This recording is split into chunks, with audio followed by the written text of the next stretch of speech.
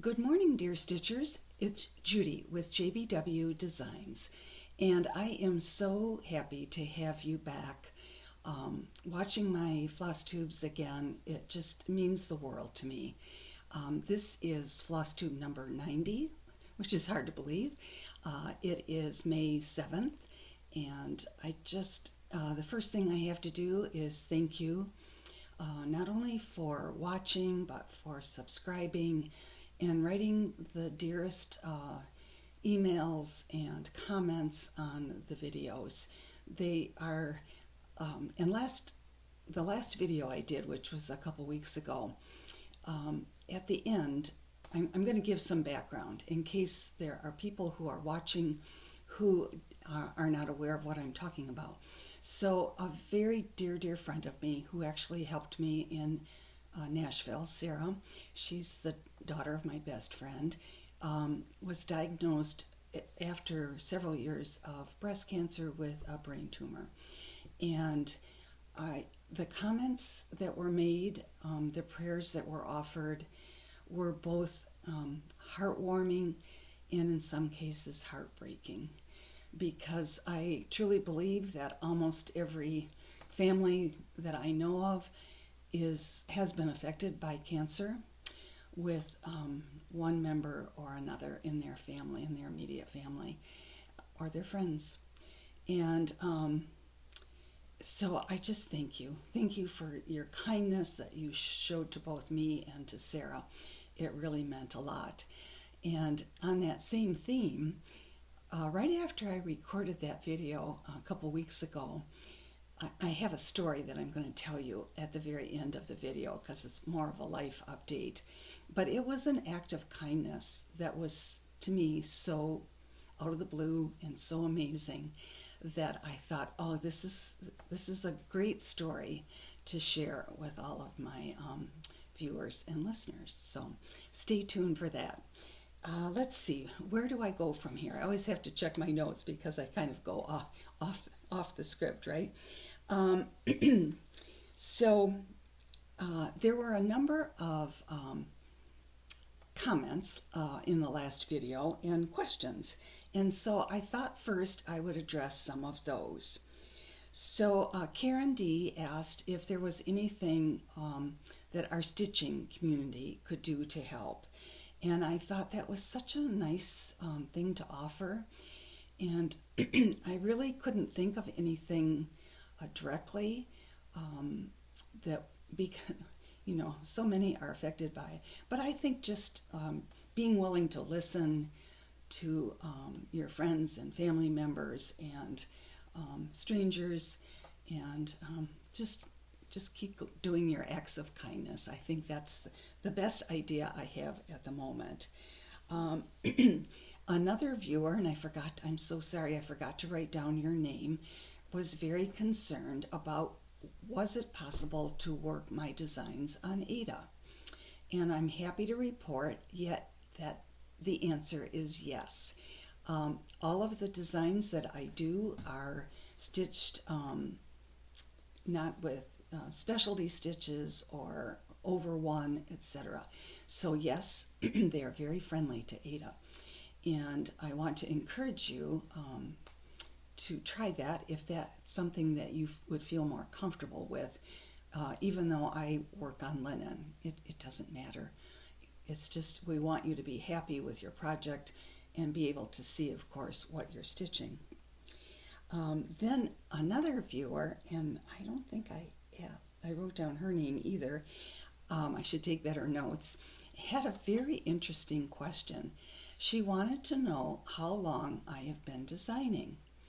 Well, it's been a long time. I'm like the dinosaur of the cross stitch industry, but that's okay. I'm still doing it. I still love what I do, and I will continue as long as I can. But after that question came in, I received ironically, a note from one of our viewers, and let's see if I've written down, let's put that aside here, who it was that sent this. Did I write it down? I did not. It doesn't matter. So she said she was walking through her house the other day, and she spotted two things that she thought that were my designs. Now, to me, this is incredible because she sent me a picture of a pillow that she stitched, and she stitched it in the 80s. When I was not doing cross stitch, I actually was doing needlepoint. And that's how I started. I started out actually teaching a few friends how to do needlepoint because that's what we were doing back then. And I started designing pieces to use to sell to shop as teaching pieces because there were many shops that were offering classes, but they didn't necessarily have the materials to do that. So first of all, I'll show you the design or the pillow that she sent a picture of. This was called Elegant Stitch. It still looks in fabulous condition. I'm very impressed. And then she even sent me a picture of another needlepoint design that I did. This was actually worked on an 18-count canvas, and it was called Ivory Hearts. And I believe I turned this into a cross-stitch piece, but the booklet is long out of print. So this was published in 1985. Now, the funny thing about that is when I was doing a panel discussion in Nashville, I've forgotten how it came up, but I said something about when I'd started, and I said, this was probably before many of you were even born, and several people in the audience said, yes, that is true. So yes, I have been doing this a long time. And I pulled out two booklets that I've probably shown you in the past, but I'll show you the very first cross-stitch piece that I designed and had printed and started distributing. So I have two of them to show you. So this is book number 1. This is called Quilts Are Love. I actually stitched it as a needlepoint piece to start with, and then cross stitch became so popular that I converted it to cross stitch. That design was published in 1983. So I've been doing this even longer than I realized, right? And then book number 2 was called Friendship Quilts.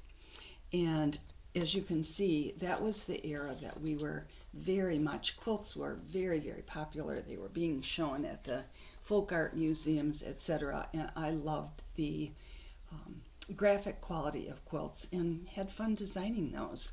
So that's a little background on how long have I been designing.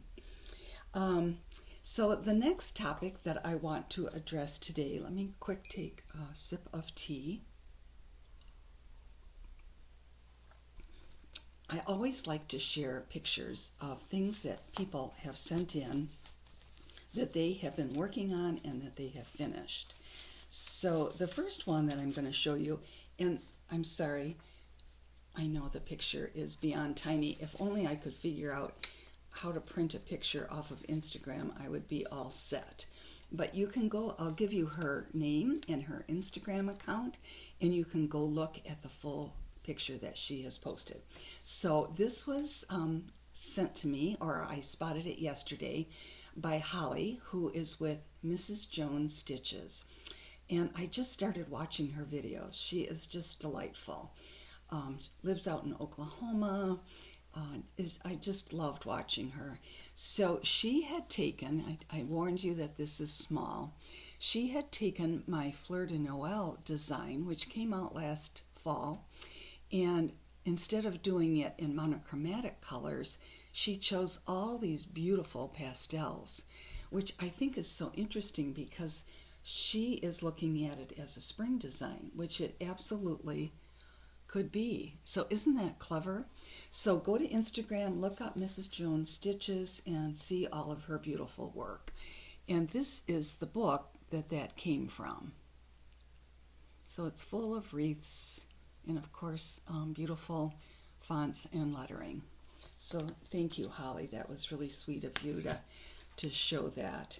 And then the next picture, this was fascinating. Actually, this appeared quite a while ago, and I don't think I ever printed it out or shared it with you.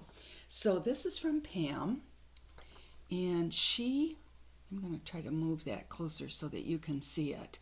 So it turns out somebody asked her after she posted it, where did you get the box? Well, her husband must be very clever. He built the box for her. But she chose designs from many, many different patterns.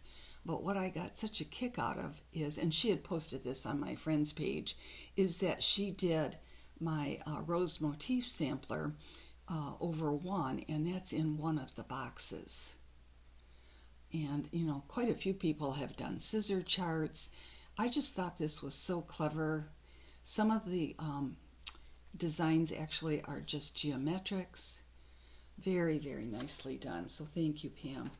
And the rose motif sampler looks like this. So at night, of course, I'm stitching models. I'm watching YouTube videos, and I stumbled upon a new one for me last night, and it's called the Dutch Stitcher. And she had written to me a while ago because she was trying to find this pattern. And so I'm watching her video last night, and she had a friend, I don't know if it was in the US or not, who actually sent her this pattern. She hadn't been able to find it in the Netherlands. And so she's stitching it, and she's really enjoying it, she said. So I have to thank her, and I forgot to write down her name also, but she has a very calm, lovely voice to listen to. So I have two people for you to watch now, because Holly with Mrs. Jones Stitches does floss tubes, and then the Dutch Stitcher. So that was kind of fun. So then the next pictures that I have are from somebody else that I've met years and years ago, Patty, and she sent in photos of 3 finishes that she had done. And 2 were the same design, so I'll share those with you. This is Stitching in the Round. And what I love about the finishes I want to show to you is that she finishes them in hoops with a trim around the outside. We've talked about this before. I think it's a great finish for the round designs because it's simple. It would go together quickly and not require a great deal of engineering to get it put together. And then this was my favorite. She stitched the same design in a purple, and I hadn't seen it in purple before, and she used, it looks like a pom-pom trim around the edges. So I just thought that was striking. And it looks like she might cover, I think she does, the top part of the hoop with a fabric so that it is part of the border of the finished design. And then the last one that she did, which was really sweet, it was for a new baby, is the French Country Teddy Bear. And I love the fact that she put the child's initials. The little boy is named Nicholas. He was just born in February. And I love the fact that she added a different color for the bow. And I want to show you where this, where you could find this pattern. So they're actually, I always tell you these things and then somehow I lose. Oh, no, I didn't lose it. Yay. So you could buy the book singly as the French Country Teddy Bear, or you could buy it as part of a new release that I told you about a couple times in the past that is called French Baby Samplers, and it contains 8 baby designs. And the teddy bear is in that one. I stitched it in blue. So, and I think I've shown you this before. This is the Stitching in the Round booklet. So the motifs in here would be beautiful if you wanted to use them for smalls or in a little box like Pam had sent us. So this was a real heartwarming story. This was from Laura, and she did the, let me think, Cardinals, When Cardinals Appear. I pulled out the right book here. I wasn't sure. And she had told me that she had chosen the design, and she was stitching it in memory of her father and her brother, which was very, very sweet. So this was her finished project. Her frame is gorgeous. So thank you so much, Laura, for sending that. I think it was such a sweet thing to do. And of course, that design is taken from this booklet. Sorry about the glare. I should have taken it out of the bag. So this booklet came out, I think, a year ago. And then I pulled this out and I forgot why. So if I need it, it's right here, right? Oh my. So I have, oh, I know why I pulled it out. Okay, if I look at my notes, that will tell me. So, let's see. Carol wrote to tell me that she had done the Bluebirds of Happiness. And I think she said to me that instead of putting the wrought by wording at the bottom of the pattern, she added the initials of her family and friends to the Bluebirds of Happiness design. And I love that idea. I actually did that. I don't know if I can show you. I might, yeah, I can show you. It's right up here. So this piece, it's always hard, right there, is a GGR piece that I did over a couple year span. It took me a long, long time. And instead of putting all the letters that the designer had used in it, I did the same thing. I put in all the initials of my family members. So I love that idea. And then, all right, finding everything is always challenging, right? So the last thing I want to show you is, and I talked about this last week, but I got the model back. So my friend Karen finished this for me, and I had bought this wooden plaque at Hobby Lobby a year or so ago, and I hope they still have it. Actually, I haven't been back to look, but she had done a different design on here, and I thought, oh, the birds in the, or not the birds, the bees in the round would look perfect on this flower. So I love what she did here. She used a very thick twisted cording for the edging, and I just thought it turned out beautifully. So thank you, Karen. I'm very excited to have that, and I'll be able to, I have several trunk shows that have to go out in the next week or so, so I'll be able to include that in my trunk shows. And of course, this is a new pattern, and that's what Bees in the Round looks like. So let's keep moving on and see how I do, right? So I always like to come up with a theme for my floss tubes, and I'm not sure what inspired me this week. It's a good question. I don't know how I came up with this, but as you know, I love including beautiful alphabets and letters in my work. And I know that not everyone is fond of doing alphabets or even fond of doing reproduction samplers. So I thought, all right, I'm going to pull out some of my pieces that have individual letters in them, some that have whole alphabets, and just kind of try to inspire you today with some of the things that I've done in the past. So I'm going to move the tea. I'm always worried about spilling that somehow. And the first thing that I want to show you is my stitching box that I did, I don't know, a year or so ago, I think. These are boxes that you can order. There are a couple different sizes from Amazon. So many people have done these beautiful stitching boxes. If you watch Colorado Cross Stitcher, Sherry has done many, many boxes. She does them for all the seasons. They're very, very clever.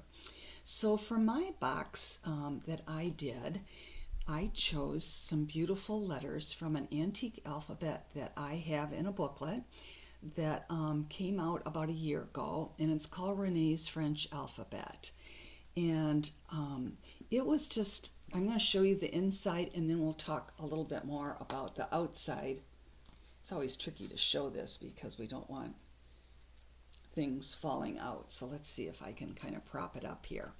So we'll start with the inside, and I basically tore out almost everything on the inside. Some people, there is a pocket that comes in this with, it's kind of a gathered top. Some people leave the pocket, I decided to put a toile in the background here and make my own pocket so that I could have different size pockets to put things in. So I have a little antique calling card and a pretty little silver bookmark, my scissors, a scissor fob, some beautiful pins from Jersey Girl Stitch Company. And incidentally, Theresa, I apologize. In my last video, I said Jersey Girl Pin Company, which was not correct, so that was not good. Her pins are beautiful. You can go onto their website and order them. And then I had ordered, I needed a tiny little notebook for this, and I couldn't find one small enough, so I actually found somebody on Etsy that makes tiny notebooks, and I ordered that to fit in there. I have a little floss card here, a needle minder, a really pretty scissor fob. Oops, sorry, it's going to make you dizzy. That has a little sampler in it. I have a pin cushion. Some of the things that were in here I've actually taken out to use. A measuring tape. And then for the bottom of the box, I have a little pin right here. So the cardboard that comes around the edges, it's really easy to reuse that. So I took that cardboard out and just covered it with fabric, and then put the cardboard around the edges and through the center, and again I used the toile for the base. So now what did I do with the top? So I had decided that I wanted to do something pretty with the top of my box. So first I stitched my monogram, and then I mounted it, and I might in my next video talk to you again about finishing, because I always like to approach that again. Some people have never seen how I do it, and I always like to tell people I'm not a professional finisher. All of my skills have been ascertained from people who do it professionally, but I did finish this one myself. So I mounted it on a piece of comic board with a little bit of felt behind it to give it some depth, and then I mounted a second piece of comic board and covered it with fabric. So then I glued, all of this was done with fabric glue, incidentally. So then I glued my monogram with the outline of rickrack onto the backing board, and then added twisted cording. And then just some antique buttons I glued for the bottom. I just think it turned out beautifully, and there's so much fun to make. It's quite a creative endeavor. So let me show you where that alphabet came from. So this was an alphabet, and I should have pulled out the antique, maybe I will next time, that I bought that was cross-stitched on a very coarse linen. It is French. I loved the lettering. Just as I told you, I'm so attracted to, I'm sorry I didn't take that out, but it's called Renee's French Alphabet. And I'll show you the model. For the model, I found an antique frame at our local antique shop that I thought was just gorgeous. It actually had a mirror in it. And so I needed a model for this booklet, and I just stitched ABC and added a few little buttons at the bottom. So it's just a fun alphabet. And I want to inspire you, as I always say, to think about, okay, what can I do? If I don't want to do the whole alphabet, what can I do with just a few letters or a single letter? So this is one idea that I had. I looked around my office for things to inspire you. This is a not cross-stitch, it's actually embroidery. This was an antique tea towel that I found on one of the sites that I follow. The miracle was that somebody else, of course, had the initials JBW. Of course, as soon as I saw it, I thought, oh, I have to have it. I've got to tie this back together. And Karen finished it for me with this darling little red velvet bow. So that's one idea. You can take some linen, stitch a few initials on it, make it into just a darling little side pillow. And as I'm sitting here looking, you can also see a couple of other things. So I have a chair in my office that has JB on it, which was my maiden name initials. And actually, I found those initials on an antique French fabric. I think it was a sheet to start with. And I knew somebody years ago who upholstered chairs, so I had her upholster the back of that chair with a portion of that sheet because the monogram is so beautiful. It's probably 5 inches high. And I'm going to show you some books that you could use for sources to get a monogram that large. And then this is another idea. Again, this is not a cross-stitch piece, but it is an idea for you to use.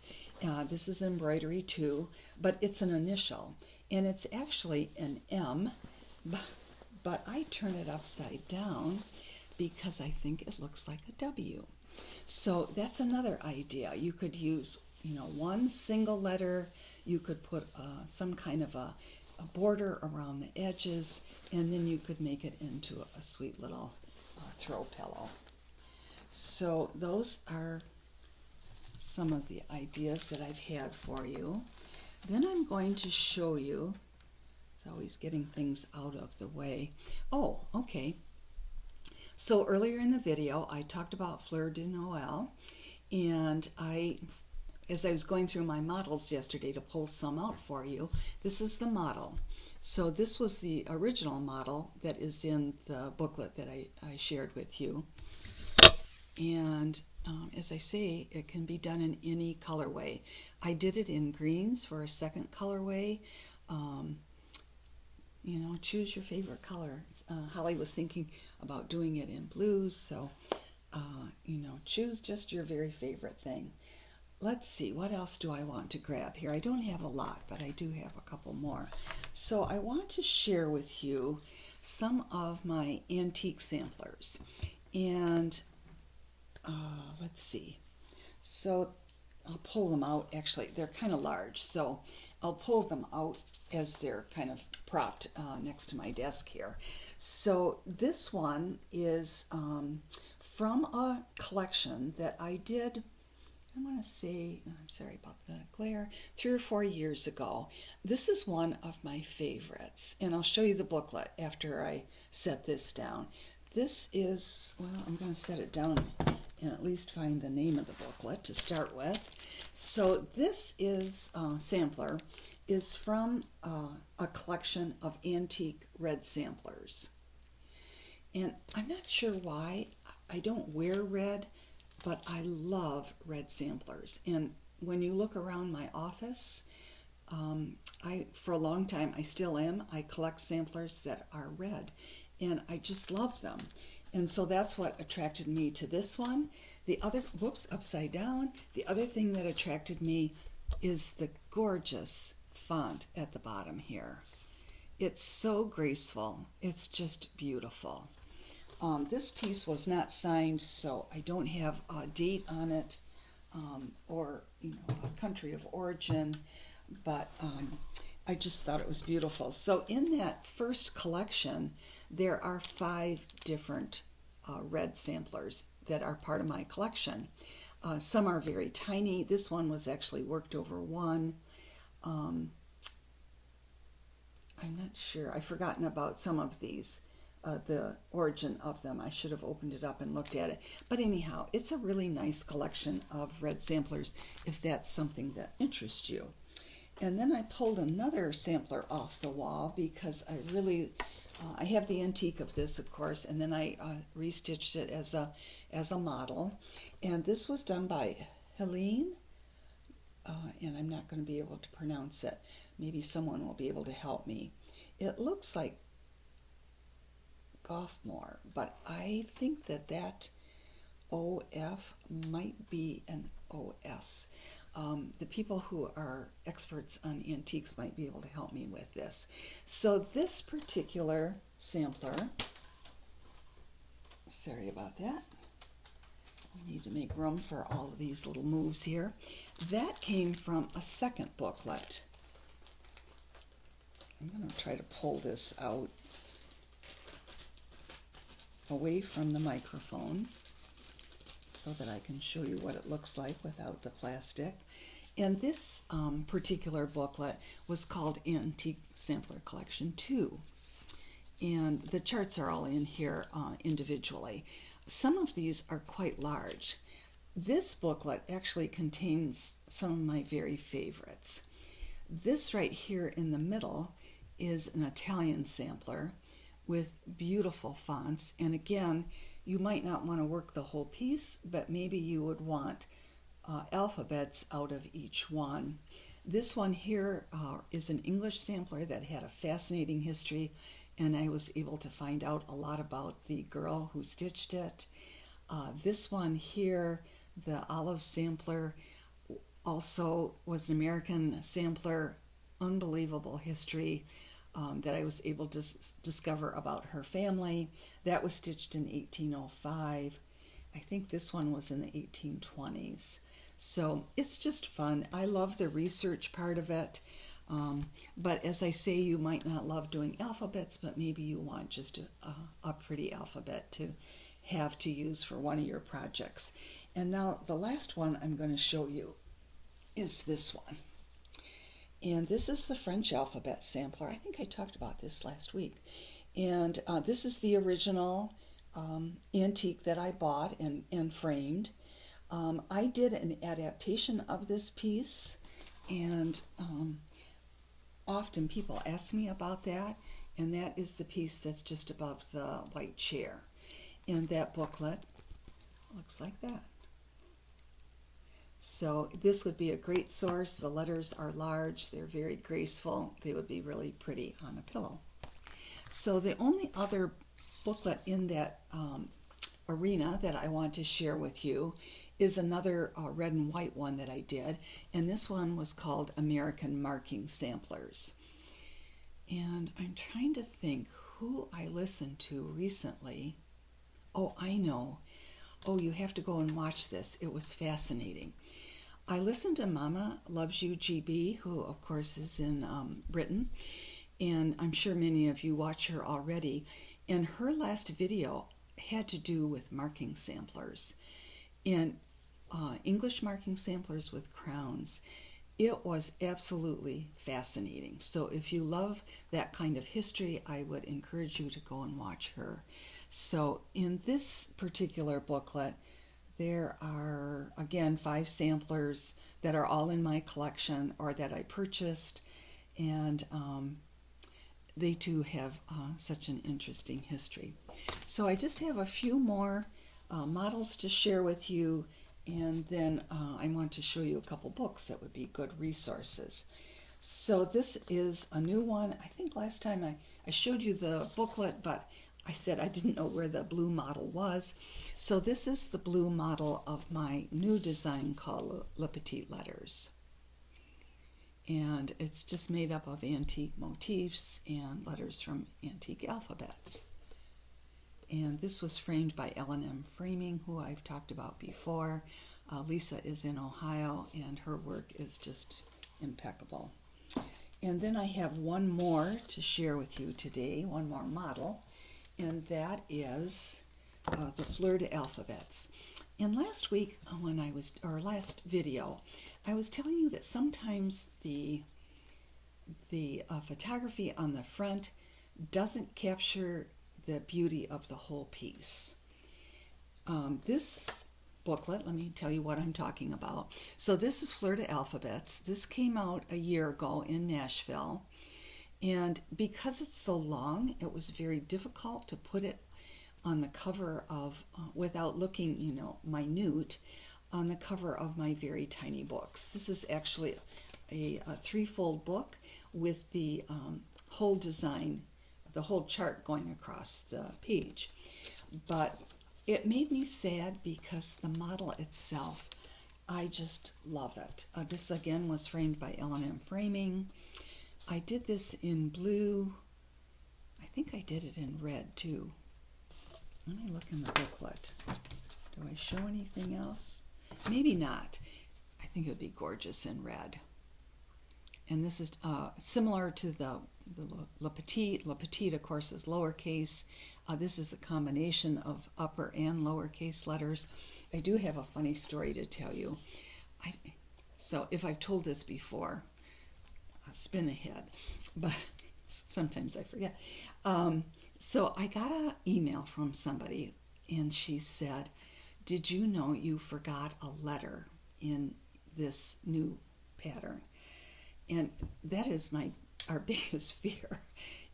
How could we do that? But yes, it's possible, right? So I think she thought, and I understand why she thought that the B was missing, because my B here was a lowercase b taken from an antique alphabet, but I can see where it could be mistaken for the letter C.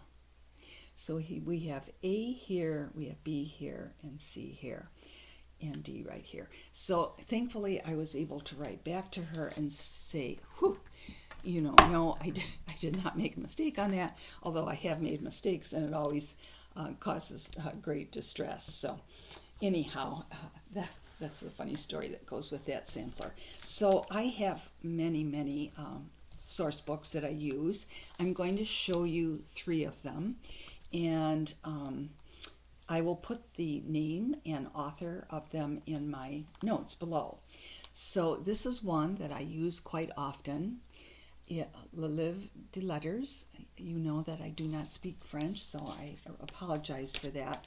What I like about this book is that at the top of the page, I'm going to try to just show a bit of it because it's a chart. She gives the height of each alphabet that's listed in the book, which is really helpful if you're trying to find, for instance, here's a beautiful one. I'm just going to show you part of it. So here's one that's 51 threads or stitches high, and it really, this would be beautiful on one of the pillows that I mentioned, but if you're doing it for a box top like I showed you earlier, perhaps you only want one that is 24, let's see, 29. It's just a real nice added feature of this title.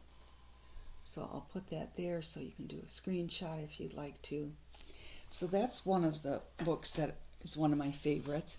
And then I have quite a few hardcovers. Now, I did not go on Amazon or Thrift Books to see if these are still available, but let me show you the cover of this one. I have quite a few books that are written by this author. They're beautiful. The models inside are gorgeous. I mean, look at that as an idea. Just a simple single letter used as the lid of a box. How gorgeous is that? And once again, this has a combination of letters and some borders and other motifs. This does not give the sizes, but you can see if I show you quickly that there are some alphabets in this book if you're looking for something that is quite large, which I find the larger alphabets are more difficult to locate. And then the last booklet that I want to show you, I'm going to hold that up for you, is another beautiful hardcover book. You can see the gorgeous sampler collection on the front. Oh, I have envy for that collection. And this too is a combination of alphabets and borders, and let's see if I can show you a page here, that are all taken from antique pieces. So, here you can see some very large and interesting alphabets. So I hope that's of interest or help to you. All right, so I have a few other topics and then I will be all set. Last time I forgot that I like to do a shop of the week or a shop of the video. And I thought, okay, who am I going to do this week? Send suggestions. I love hearing about your favorite shops. So I thought I'm going to choose one that is, in a way, brand new. So this is called Black Cat Stitchery. It actually was originally in Illinois and was owned by a gal named Erica.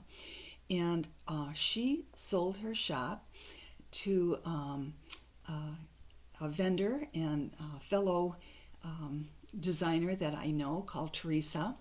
And Theresa owns Needle Bling. And she and her husband Brian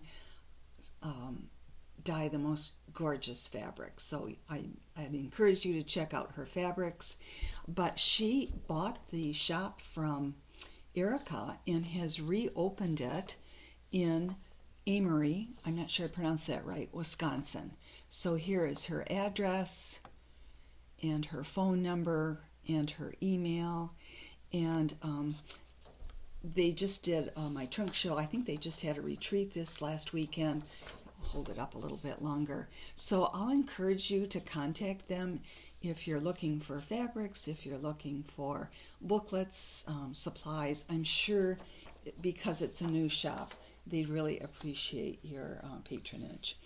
So it's interesting. Last week, I always announce 3 names for prizes, and I tell people anything that I showed you in the way of booklets today, you can email me, and if your name is announced, choose one of the things that I shared with you today. Ironically, no one contacted me from the last video, and yet that last video was very popular. I don't know why. I never know why. Some, you've got several thousand viewers and some you don't. Who knows, right? So anyhow, I have 3 new names this week, so I hope that these ladies might hear their names announced. The first one is Kathy Nan Z. The second one is at Deb. And these are all taken from my comments that people made from the last video.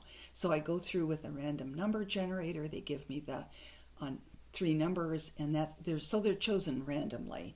And then the third name is Candace A. So you have to be over 18, of course, to win a prize. And the best way to reach me, messages can be lost for a while. So please email me, judy@jbwdesigns.com. That's the best way to reach me. So now I want to share my story with you. So I was in Trader Joe's 2 weeks ago, and I've chosen what I need to buy. I'm up at the cash register. I open my purse to get out my wallet, and my wallet is gone. Now, it wasn't stolen. Actually, so my reaction, of course, was typical of me. I go, oh no, I say to the clerk who's checking me out, I can't find my wallet. And then I go, oh, wait a second, I have cash. Then I think, no, Judy, the cash is in your wallet. So what happened to the wallet is that day before I left at lunchtime, my husband said to me, would you give me your wallet? I need the credit card. He was trying to pay a bill online. Well, the wallet never made it back to my purse. So I'm standing there and I'm feeling terrible because I know that everything that I have purchased has to be put back. And the cashiers there are just, very kind. All of a sudden, a young woman comes over, and the funny thing is, I noticed her as I was walking up to the register because she was at the next register. She had 3 darling little children with her. They were all under 5. And it gets more interesting as I tell you more. So all of a sudden, she walks over to me. She must have heard my oh no. And she said, I would like to pay for your groceries today. And I said, oh, I can't have you do that. And she said, no, I would like to do that. And I said, would you give me your name and address? I will send you a check. No, she said, I think it's a good thing to do. I was floored. She sticks her credit card in the machine and she pays for all of my groceries. It was so kind and heartwarming. It was $50, over $50. And in addition to her 3 little children, as she turns around, I see that she's also carrying a baby. This is a mom who has her hands more than full and yet reaches out to a stranger to do something nice. Isn't that just, it's such a beautiful story. So, I'm thinking afterwards, what can I do? And I think, all right, you pay it forward. You do something nice for somebody else that doesn't expect it. So the next chapter to the story is that I thought, okay, Trader Joe's, that's where I'm going to go. So last Friday I was in Trader Joe's and I'm getting all my fruits and vegetables, and it's kind of a funny feeling. I had $50 in cash, and I'm walking around and thinking, who can I give this to? And I spot a girl at a register who's very young, and I could tell from her t-shirt that she was a student. And I thought, oh, I bet she could use a nice surprise. So I just went up and said to her, someone did something for me really nice last week, and I'd like to do something for you. And she was so appreciative. And then the third part of the story, which is so sweet, is that I'm checking out, and I tell the cashier, of course, what I'm trying to do. And he says something to the manager, and they bring me some flowers. And he said, I just want to thank you for doing such a nice thing. So that's my story of kindness today. And it truly is heartwarming. I'm starting to cry just thinking about this. So I have a quote for you today that I wanted to read, but first I need to calm down and take a sip of tea. So the quote that I found was, kindness is a silent smile, a friendly word, a nod of encouragement. Kindness is the single most powerful thing we can teach children, and I think adults too. So I hope you enjoyed my little story today. I couldn't wait to tell it to you because it so is appropriate for my theme going forward. So life updates. Real quickly, my brother and his wife, my sister-in-law, who I haven't seen in many years, live in Idaho, and they're coming to visit this weekend. So Tom and Cheryl arrived late tonight, and we're going to spend, of course, a couple days with them. Mother's Day is Sunday, and my whole family, there are one or two that might not be able to come, are going to be there because they too want to see Tom and Cheryl. And so we're going to have a very simple Mother's Day dinner here. And we have many family birthdays this month. We actually have 4 birthdays in the first 15 days, so half of the month. So we're going to celebrate Mother's Day and birthdays. And that's my closing message for you, is that I know not all of you are people who have children, but we've all had a mother. So I hope that you can remember something, or have friends that, and family members and people in your life who have played a motherly role. I know I have. I had several in my life who were really influential. So I want to wish you a happy Mother's Day, a happy spring weekend. Spring is finally out, thank goodness. So last thing, how to contact me, Judy at jbwdesigns.com. My Instagram is judy.whitman, and I have a Friends of JBW Designs page where people post the finished projects. And I welcome you to join that. It's on Facebook. So thank you, everybody. I hope to see you in a couple weeks, and thank you for your